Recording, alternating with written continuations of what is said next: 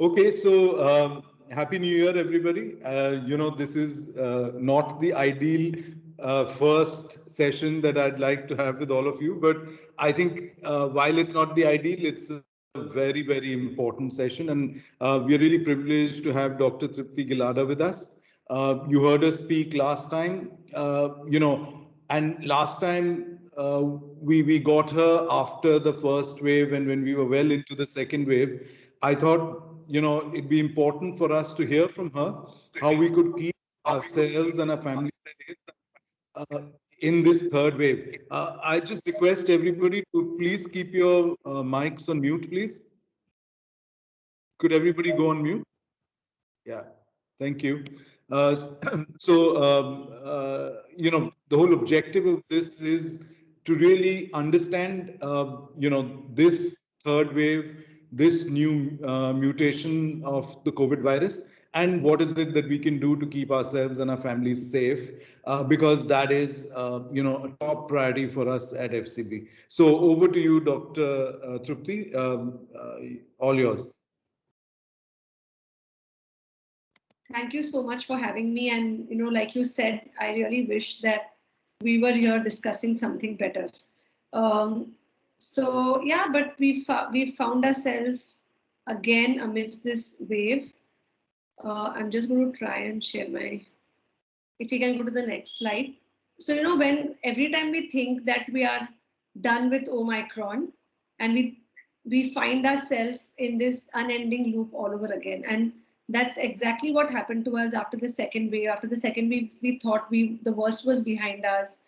The vaccination campaign picked up well, but we need to remember that as long as the virus, any virus for that matter, keeps transmitting between humans, there is always a chance of mutation. So if there are mutations, it's in the survival benefit of the virus that it starts evading immunity or becomes milder in the benefit that it does not kill its host. And that's exactly what's happening with COVID virus now. So if you go to the next slide, whenever a new variant is seen, whenever a new variant is seen, WHO tries to study 4 different properties of a new variant. It's initially called a variant of interest. And what we are most concerned with is that new variant more infectious? Is it more severe? Is it going to evade previous immunity, either because of a vaccine or infection? Or is it going to change the way we treat the infection? So are the previous drugs going to work or no? And when any of these things are affected in a drastic way, that variant of interest becomes a variant of concern. And therefore, I think we skipped a slide in between, doesn't matter. But therefore, after Delta, there were several variants of interest. But Omicron came again as a variant of concern, because if you see this, the Delta was identified in India in October, but when they went in retrospect, they realized that Delta was pretty much there for the last 3-4 months. Our entire second wave in India was because of Delta, and thereafter, several countries in the world had their surges with Delta. When Omicron was first identified in South Africa, from November, it took only 4 more weeks for the entire genotyping in Africa to become Omicron, which means that Omicron was spreading at such a fast rate that whichever country it would enter in the span of the next 4 to 6 weeks, it would completely replace Delta and become the most predominant variant. And we are exactly in the process of that happening in our country.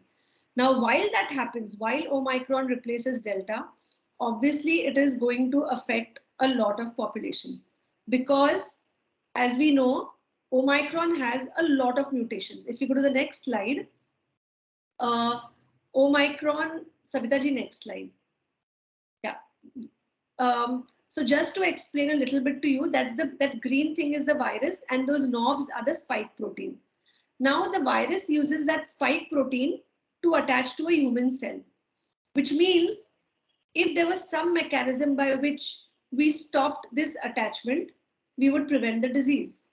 And that is what all vaccines do. Whatever vaccine we take, whether it's Covishield, Covaxin, mRNA vaccine, they all make antibodies against this spike protein, with the hope that next time when the body is actually faced with the COVID virus, the antibodies are ready to go and coat the spike protein and the disease is prevented. If there are too many mutations in the spike protein, then the antibodies that your body has made, either from previous infection or immunization, will not attach that well to the spike protein. And that was our biggest fear with Omicron. It just had so many mutations on spike protein that our biggest concern was that it will evade all the previous immunity.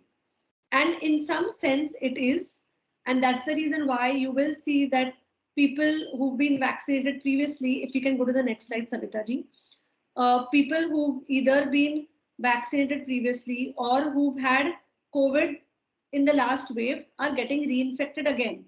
And that's because the antibodies that our body has formed is probably not working in the same way. So if you see the Delta, which is on the left, it's got all those colored knobs are the mutations. And just see Omicron, it's just full of mutations. Okay.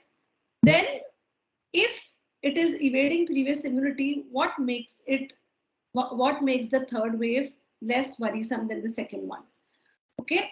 So even though the antibodies are not probably functioning the same way as they would have with the previous variants, there is another component of immunity that still prevents serious infection, that still prevents hospitalization, and that still prevents death.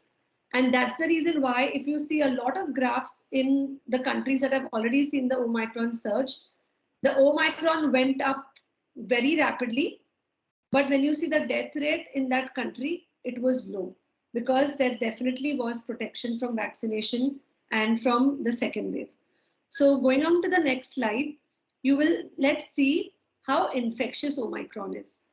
So all those tiny graphs there, in the one in red, blue are the older variants. The one in light blue is the Delta. Okay, this is from South Africa. And that green there, which is the fourth, the one which is just rising, is Omicron. Now, if you see the doubling time of all the previous variants was an average of 5 to 7 days, especially in India, the average was 5 to 7 days for Delta. With Omicron, the doubling time is 1 to 2 days. And therefore, if you see the figures from Mumbai or from Delhi, you will literally see doubling numbers every 2 days. You know, very quickly, within a span of 10 days, we went from 1,000 and we are already at 20,000. So that's how fast we are doubling. What does that mean? That means that we are not going to see this hill-shaped curve for Omicron. We are going to see like a very rapid vertical line going up, as if it's a rocket going up.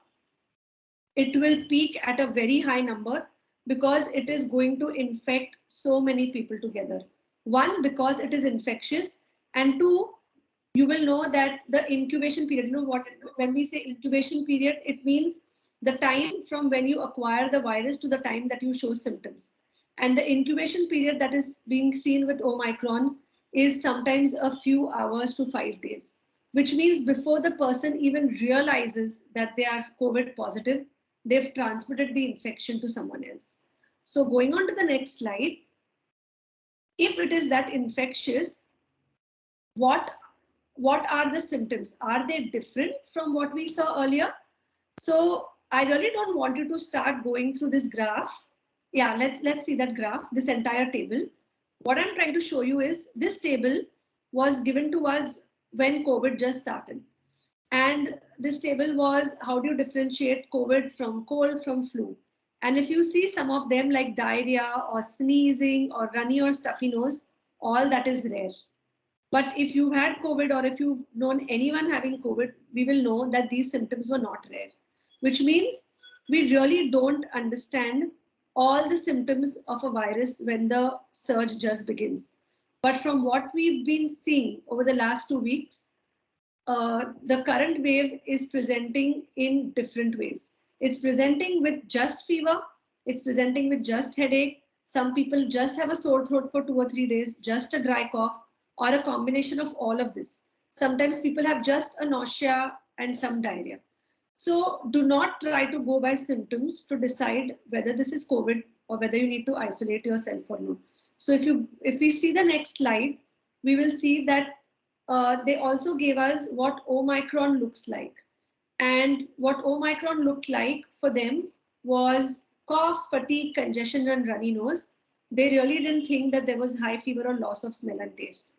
And we are seeing patients with fever all the time, even with Omicron. The bottom line is, if you face any new symptom, which can range from just a sore throat to a fever to a headache to loose motions, please isolate yourself instantly. You cannot wait for a day or two to see whether you improve or no, to decide whether you need to get tested. And only when you test positive, you will isolate yourself. Do not do that, because by the time you've isolated yourself, then you've infected your family for sure. And you might have also infected few other people either at work or your social circle. So please isolate yourself at the sign of the first symptom. Going on to the next slide.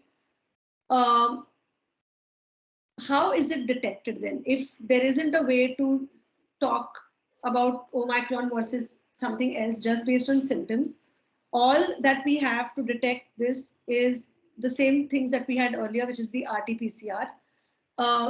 So in the RT-PCR, if we go on to the next slide, what the PCR test does is it uses several genes to identify COVID.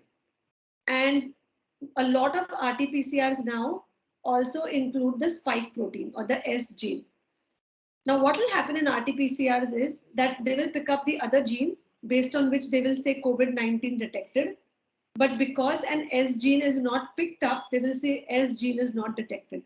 And the S gene not being detected is like our proxy indicator of Omicron. And then samples are sent for genotyping. Going forward, it's not going to be possible for the government or any lab to genotype all samples. But what we have seen already in Mumbai and Delhi is that 80 to 90, almost 80% of our samples are already Omicron. And we expect that in another week or two, it's going to be beyond 90%. So this wave is clearly an Omicron wave. This question gets asked to me several times because the numbers that you see officially will only talk about 1,000 cases and 1,500 cases, and the total cases are almost around 1 lakh. That is because, one, they only genotype a few cases and only those are reported as Omicron. And two, these tests are always in retrospect. So what we see as Omicron today is what was actually detected few days ago. So now that we've understood that it requires RT-PCR, but we also know that RT-PCR is having a very long turnaround time. The labs aren't being able to cope up with the number of tests that they're receiving. So we only get back reports 48 hours or 72 hours later. What alternative do we have? We have the rapid antigen test. Yes, rapid antigen tests are not as sensitive as RT-PCR, but if a rapid antigen is positive, it's considered positive. Rapid antigen tests being positive do not need to be confirmed by an RT-PCR test. I know of a lot of people who will do a rapid antigen test, it's positive, and then they go on for an RT-PCR test. That is not required. The only role of RT-PCR then would be if your rapid antigen is negative, COVID is still the suspicion, then you go in for RT-PCR. And both rapid antigen and RT-PCR positive is all that we need. Please do not try to interpret the CT values on these reports. These CT values do not mean anything. They do not mean anything for severity or infectiousness of the disease. Okay, so going on to the next slide. Once we've understood this, we want to really know, is this Omicron much more severe? And there is a sigh of relief from data that's coming in to us from a lot of countries. In fact, just this morning, we saw something from Switzerland. But the one I'm sharing with you on the next slide is data from South Africa, where they compared their hospital admission rates and their death rates and the disease severity rate to the previous variants. And if you see, the hospital admission rate with Omicron was just 20% of that of what was seen previously. And the risk of developing a severe disease was around 70%. And just like India, even South Africa had a very bad second wave. So a substantial proportion of their population was already immune and having their antibodies, and they also had their vaccination campaign in place. India at the current scenario is definitely better in terms of vaccination compared to what South Africa was in November. So with this, we really hope that the percentage of severe cases that we see will be little, but because we know, if we go on to the next slide, there have been statements and concerns that since the numbers are going to be so high, even small proportion of people, so small percentages of people with Omicron could end up in the hospital as compared to the previous variants, but the actual number coming in could be much higher. And we are not even at anywhere close to a peak. What we are already seeing in the city of Mumbai is that a lot of private hospitals are already seeing a shortage of pediatric beds for COVID positive babies. So it's definitely concerning. There are two important things that we need to remember is that since most of the cases are going to be mild, please do not do any panic hospital admissions. Even though your friends, relatives, anyone at home have diabetes, have a heart disease, have blood pressure, does not mean that they need to be in the hospital. Most of these patients will still be managed at home. Most of these patients are vaccinated, so we hope that the vaccination protects them. We really need to spare hospital beds for the people who need it most. Otherwise, we will see the same mayhem that we saw in the second wave. Okay, going on to the next slide. Now that we've understood all of this, we really want to know that going forward, what is the treatment going to be like? In the second wave, we saw a complete masala therapy. You know, there were 10 drugs given, CT scans were advised on day 3, then day 5, then day 7. RT-PCRs were repeated 3 times during the course of the illness. And obviously, there was a lot of cost incurred. And every test that you do is also a lot of mental stress. It's extremely clear that the current management of COVID, based on all the wisdom that we've gained over the last 2 years from several studies across the world, say that all that you require is symptomatic treatment in almost all mild patients. So symptomatic treatment means paracetamol for fever, cough syrup for cough, and decongestants for cold. All that is needed in terms of monitoring is monitoring temperature, monitoring oxygen saturation, and that's all that is required. Most people will improve by themselves over the next 5 to 7 days.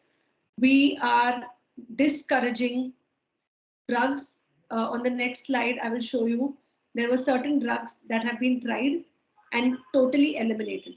For example, ivermectin, which is an anti-worm drug, antibiotics like doxycycline, azithromycin, because these work on bacteria.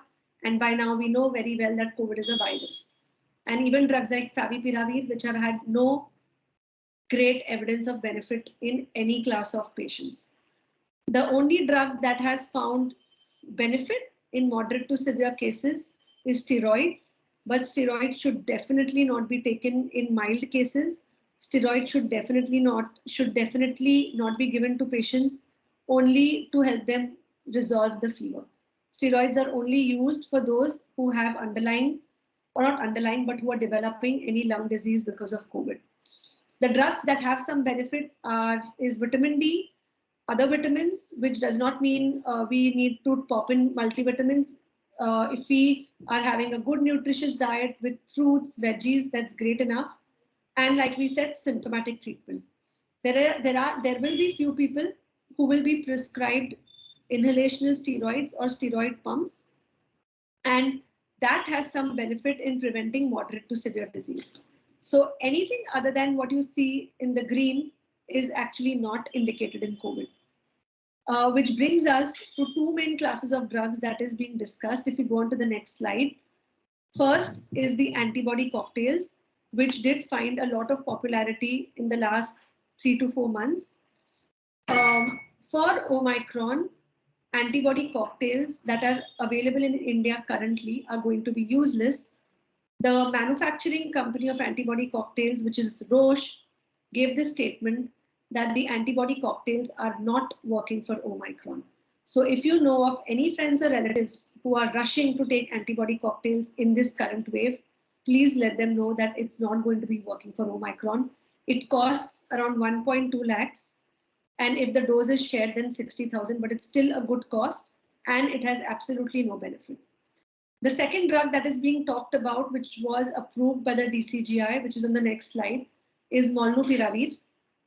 ICMR gave their statement yesterday that they had very serious concerns about side effects for Molnupiravir, even though it is US FDA approved and was approved by DCGI.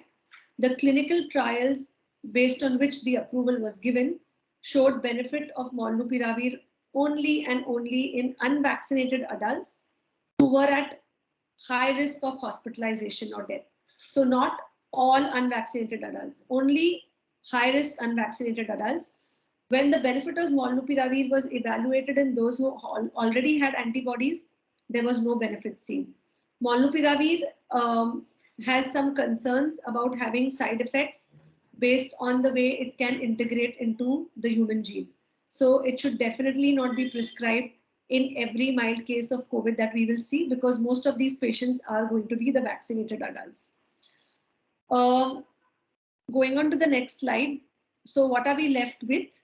Remdesivir is one drug which might have some benefit in, again, unvaccinated patients when it's given in the first week.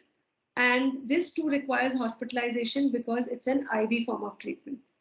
If we go on to the next slide, most patients, therefore, will just need management as if we were managing flu. And that's exactly what COVID is behaving right now. We only need to manage it like we would manage any other fever. All that is needed, which is on the next slide, is as soon as you have symptoms, isolate yourself immediately, preferably in a room which is separate from the others and a bathroom if possible. Take good rest, good hydration, good nutrition. You can take paracetamol for your pain relief. All other medications only go in on prescription.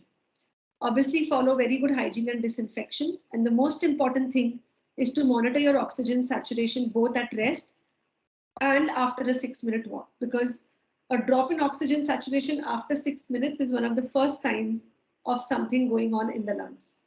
Other than this, all that is required is to relax and rest it out. Okay.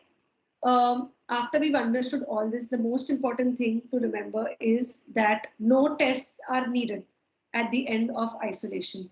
These guidelines were given 2 days back by the Ministry of Health and Family Welfare as well. This is what we were doing before the guidelines came in, which is pretty much the same. That it's all a symptom-based strategy, which means you only follow symptoms. If there has been no fever for the last 24 hours, there has been improvement in all your symptoms, and 10 days have passed since the onset of illness, then you can end isolation without doing further tests. If we go on to the next slide, is what is the guidelines of the Ministry of Health and Family Welfare, where they talk about ending isolation on 7th day after testing positive. Okay, it's not after having symptoms, it's 7 days after testing positive if there has been no fever for the last 3 days. And there is no need for retesting after home isolation period is over. The next line is also extremely important, that asymptomatic contacts on the same page, asymptomatic contacts of infected individuals need not undergo COVID testing, which means if there is someone in the family who is positive and is isolated, we really do not need to test all the family members the next day to see who is positive. Obviously the family will be under quarantine. We only test them if they show symptoms. All that we do is just monitor their health and monitor their symptoms. Okay. Going on to the next slide. The quarantine rules is who needs quarantine. This is extremely important because once we understand who needs quarantine, you will understand how important masking is. A close contact is someone who has been unmasked with an individual within 6 feet distance for at least 15 minutes. Okay, which means if you have a meal with someone at work who tests positive a day or two later, you will be a close contact of that individual. And such individuals will have to be quarantined for a period of 7 days. And at the end of 7 days, they can end quarantine without any tests that are required. Okay, so that's about Omicron.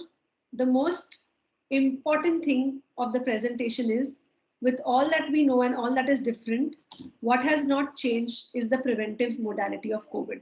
So going on to the next slide, the preventive modalities remain exactly the same. The boosters will become available to us soon. On 10th of Jan, the senior citizens and the frontline workers will go in for their boosters, which we think will take 3 to 4 weeks, after which the boosters might be opened up for everyone else. Please take your boosters. They definitely have a benefit because we've seen the benefit of vaccination in preventing severe infections. It is anticipated that boosters will also help in preventing symptomatic infection. Okay.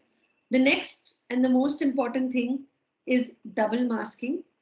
Double masking is going to be our only tool going forward because the boosters have become available to us, which will practically be useless for this current wave, because by the time the boosters are rolled out and they start acting, the wave will almost be at its peak and it will be over after that.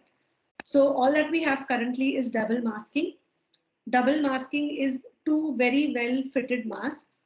The first layer or the inside layer being either a N95 or a surgical mask, and the top layer being a cloth mask. Okay. If you actually wear the N95 mask the way it is supposed to be worn, it really offers very good protection. If you're really going to wear a surgical mask very loosely, then it works just like the N95 mask very loosely, then it just works like a surgical mask.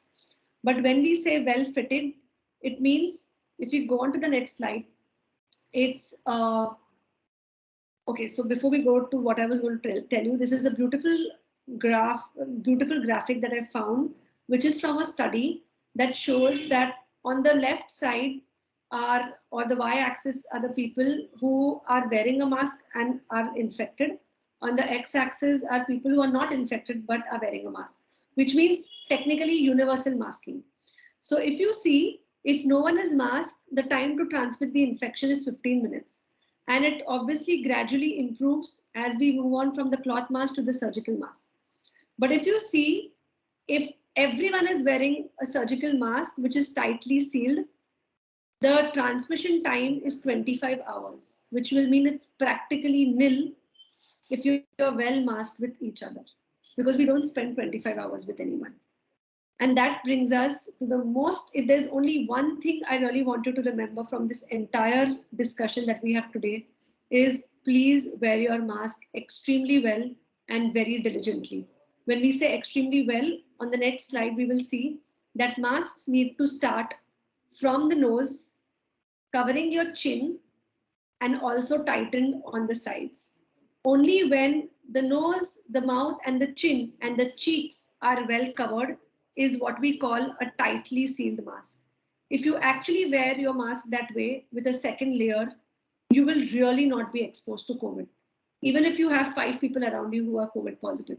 And that's exactly what we're trying to do even in healthcare setups. We enter the COVID wards every day, but all that we are taking care of is very good masking. Which means that you should be unmasked only with your family. As soon as you step outside your house, for the next 4 to 6 weeks, you need to be masked with everyone else, whether it's friends that you meet, relatives that you meet, colleagues in office, because what we've seen is almost 70 to 80% of the COVID transmission is not from people you don't know. Like, it's not from the shopkeeper, or it's not from the malls. It is from people you know. It's from people who you actually spend longer times with, either at work or socialization. But if you are very well masked with them, you can prevent all of that transmission. And therefore, during the next 4 to 6 weeks, you really have to be extremely diligent about masking at work, because if you're well masked at work, workplaces will actually become extremely safe. Going on to the next slide, the other important thing going forward is making sure that whenever you meet people, prefer meeting them outdoors. And if you really have to meet them indoors, the room needs to be well ventilated with doors and windows open, not doors, windows open, exhaust and fan running. On the next slide, and we really encourage people that for the next 4 to 6 weeks, please start living in a social bubble. When we say social bubble, this is what many of us did in the second wave. We decided that there would be 2 or 3 families who will meet each other, where the elderly or the kids can play with each other, but outside the social bubble, everyone else, you will be well masked. This is like the middle path between being socially isolated and being completely social and allowing yourself to be at full risk of acquiring COVID.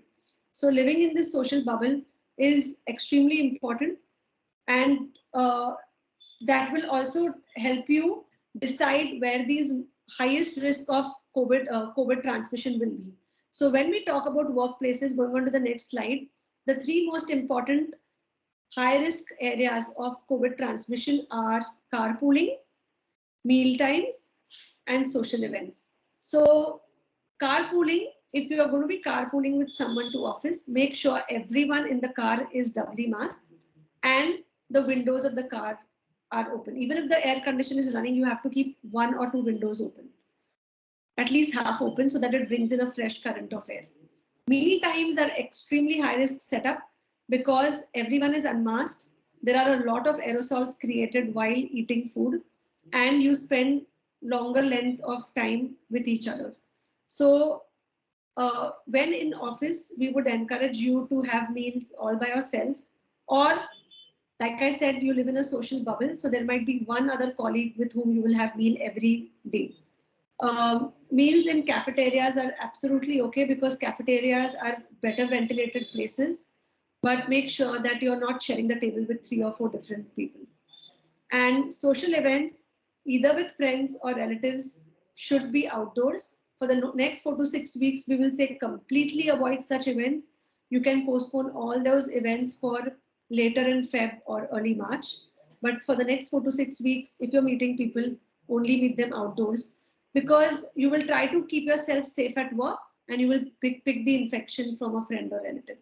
So you will have to be aware of all these high risk interactions, both on home front and at work front. So that's pretty much my last slide. I think, can we go on to the next slide? I think that's my last slide. And if there are any questions, we can go and take these, we can take them now.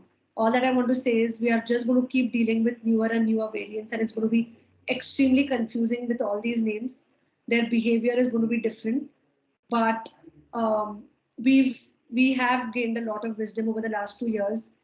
If we can go on to my last slide, I think we really need to apply all that wisdom this time around for the third wave, because we really cannot allow a third wave to be a second wave all over again. So thank you so much for patient listening. My last slide has my email ID. If you ever need to connect with me and ask a question. Thank you so much, Savita ji, for doing that entire thing for me. Not at all, Doc. Absolute pleasure. Stop presenting. So we're done with the slides, right? Yeah, we're done with the slides. Doc, Okay, you can just so go in the chat box. There all the questions are there. Yeah. What is your advice? A very good question. What is your advice for kids who are not vaccinated? Let's remember that kids are not even going to school. So their entire risk of infection is from adults. So if you are taking very good care of yourself in terms of masking and keeping good physical distancing, then I think you will be able to protect your children at home, because there is nothing more than that we can do. For older kids from 15 to 18, the vaccination has opened up, and we are hoping that the government will open up the vaccination at least for high risk category of in the younger age group. There is a question from I and my mom tested positive today. Report took 3 to 4 days. My son's vaccine is planned tomorrow. Should we go ahead and take it, or should we take his COVID test first? So if your son has been exposed to all of you, I would say do not take the vaccine now, because honestly speaking, this infection for him is going to act like a vaccine itself. In that case, yes, you can take a COVID test. If he's symptomatic, definitely take the COVID test to decide. If not, take a test after 4 to 5 days, but definitely postpone the vaccine for 12 weeks, because there wouldn't be any benefit of vaccination now. Would the treatment for toddlers be different? No, the treatment for everyone is the same. It's all symptomatic treatment. The only thing that changes is that for children, even the molnupiravir isn't available, because molnupiravir has not been approved for kids under 18 years of age. Are over-the-counter test kits reliable? Yes, there are 8 or 9 companies who received the license for self-test kits. They are doing pretty well. They are reliable. So if they are positive, they are positive. These tests do not give false positive reports. They can give false negative reports, which means you are positive and the report shows as negative, but they never give a false positive report. Recently COVID infected can get infected again, or the antibody is already present in the body. In fact, we are seeing a lot of infections in patients, in people who had infections in October, November, because it's a new strain of virus. And although the antibodies protect in ways of not allowing a very severe infection, they might not completely be able to protect you from Omicron. Does double masking mean surgical inside and outer N95? Okay. So remember one thing, as simple rule, the best mask is N95, then surgical, then cloth mask. The best mask or the better one goes in as the inner layer. So if you're going to use a surgical mask and a cloth mask, then your surgical mask goes inside and the cloth mask outside. If you're going to be using an N95 and the surgical mask, then the N95 is the first layer and the surgical mask outside. Okay, so that's the right combination. What is your advice for pregnant ladies or feeding mothers? Both the preventive and treatment strategies for them remain the same. The only concern that people have is about vaccination or boosters, and both vaccination and boosters are extremely safe in both pregnant and breastfeeding women. So please go ahead and do that. Is it okay to consume vitamin C? Yes, it is okay to consume vitamin C, but actually vitamin C and zinc deficiency is not a common deficiency. So in people who eat a good nutritious diet, have pulses, have dal, have their fruits and veggies, they really do not need to take all these multivitamins. It's kind of a fad to take vitamin C and Zincovit. Just eat well. So those who are not taking it, don't start taking it, and those who are taking it, there is no harm. You can stop taking it if you're tired of taking it, but just eat your food well. Will the virus continually mutate endlessly, and what are your predictions for the next 1 or 2 years? Whoever gives that prediction will actually get a Nobel Prize, but I really don't know. I don't think any of us knows what's going to happen with COVID. Our best case scenario prediction is that COVID, it will continuously go on mutating, because that's the way viruses survive. But as they keep mutating, we hope they get lesser and lesser severe. And COVID is probably going to be with us forever, just like flu is, so it's going to become endemic with us. But we hope it ceases to be the problem that it is right now. Can vaccine have side effects in the long run? No, not at all. It's been almost 1.5 years since vaccine trials. There have been no long-term side effects of vaccines. In fact, a lot of these vaccine platforms that have been used, like Covaxin, are age-old platforms. That's how even our earlier vaccines have worked. And that's the same principle based on which these vaccines were made. And they've had no side effects. So vaccines do not have long-term side effects. COVID does have long-term side effects. So there's a great benefit of vaccines. Is chest pain being seen as a symptom of Omicron? I'm not sure what that exactly means, because chest pain can have a lot of reasons. It can be in acidity, it can be in a muscular pain. But yes, if it is part of a sore body or muscular pain, it could be a symptom of COVID. Do we need to take booster dose? Is it available for vaccination? Booster doses are available for frontline workers and those above 60 years of age from 10th Jan. The government clarified yesterday that there will be no mixing of vaccines, which means those who received Covishield will receive Covishield again, and those who receive Covaxin will receive their booster as Covaxin. So that was my last question. If there's anything more, let me know.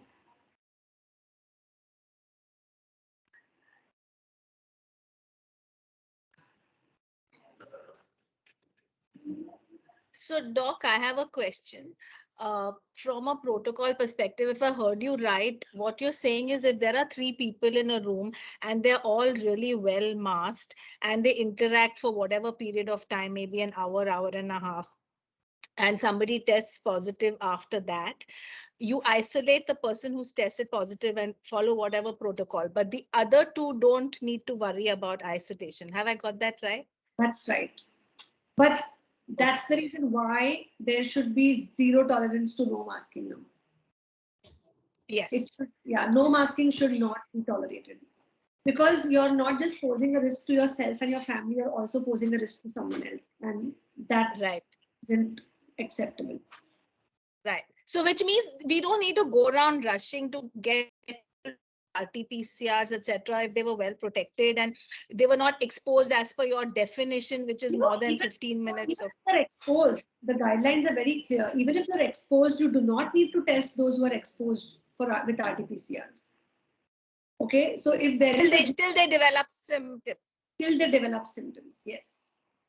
Yeah, and nor do you need to do RT-PCRs to bring them back.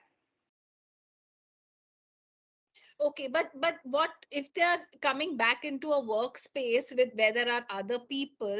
Are they safe? So we ask for RT-PCRs only to ensure the safety of everybody else.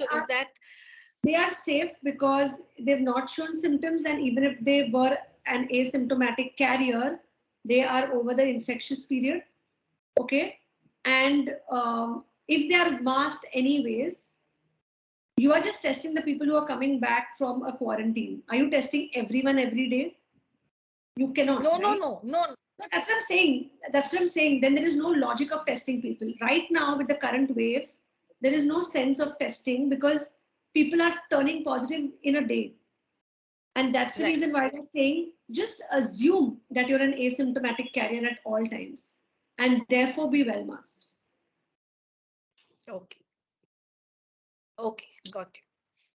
So I have a few questions in the chat box. Someone asked about, will CT scan and MRI detect Omicron? No, it does not. In fact, we are not seeing anything on CT scans with Omicron. It's such a upper respiratory tract infection that the kind of CT scans that we were seeing in the second wave are absolutely absent. So CT scans are very normal. So please do not use, there isn't a reason why anyone should be rushing to find out whether it's Omicron or Delta, because it is all Omicron. Don't even think about it. Right now, everything is Omicron. Okay. How reliable is the self-test kit? We just discussed they're pretty reliable in terms of it. If it is positive, we know it's positive. But if you have symptoms and your kit is negative, does not mean you're negative. Okay, so in that case, it can still give you a negative test. Can you please show the slide again to follow as treatment and self-care? Okay, we will do that at the end. Let me just quickly go to the other questions.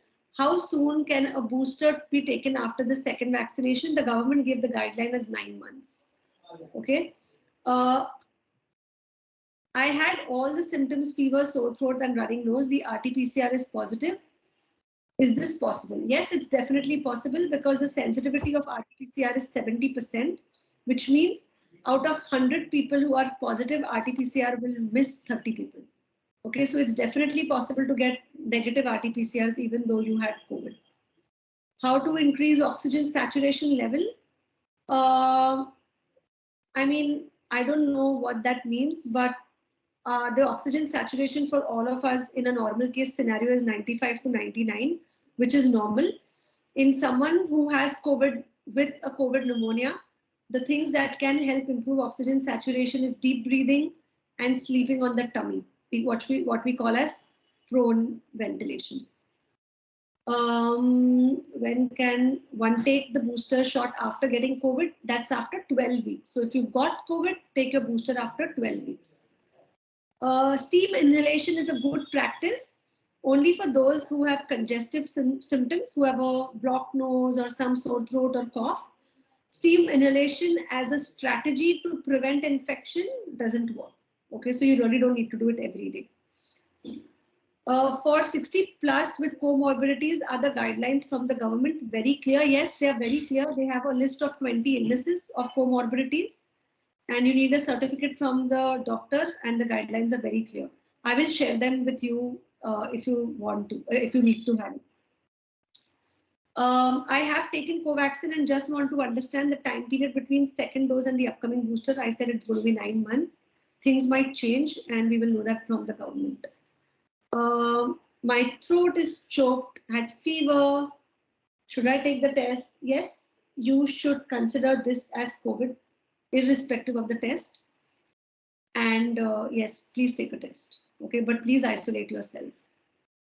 Is high PCR level in blood test also considered as COVID infection detection? We never do PCR in blood test for COVID. It's never done on the blood. PCR is always done on either a nasal swab or a swab that is taken through the mouth. It's never done. And the levels on PCR have got nothing to do with severity of infection.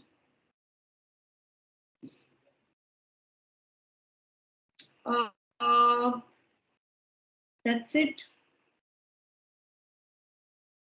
No more questions? No more questions. One has just come in. My child has shown symptoms of COVID as per doc, but suddenly from last night, my wife has little fever and body pain and headache. Are these symptoms of COVID? Yeah, these are COVID. All likelihood, this is COVID. Self as a family and get the test done.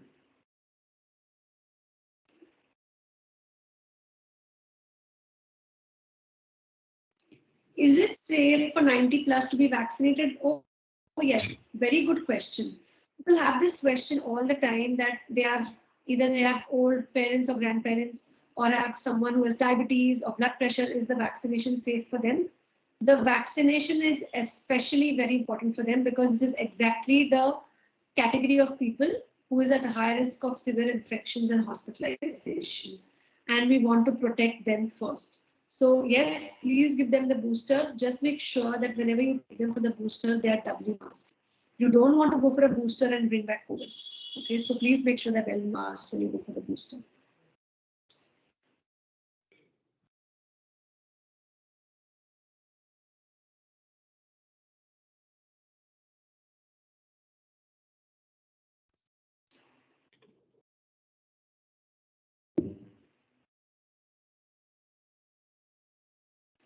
I think we are done. Yeah. Okay.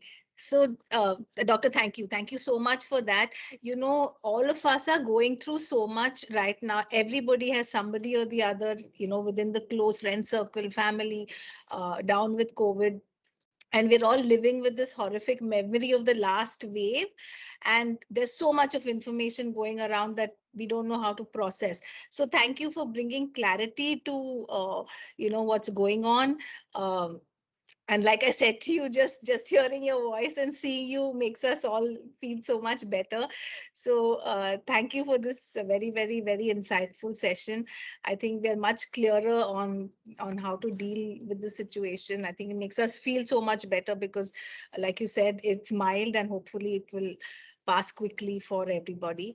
So a big thank you from all of us. Thanks a lot. Thank you. Thank you. Take care, all of you. Be safe. And next time when we meet, we hope we're not talking about COVID. Yes, absolutely. And hope that will be soon. I hope so too. Yeah. In person, hopefully. Yes. Yes. Yeah. Okay. Take care. Okay. Thank you. Thank you so much. Thank you so much, Doctor.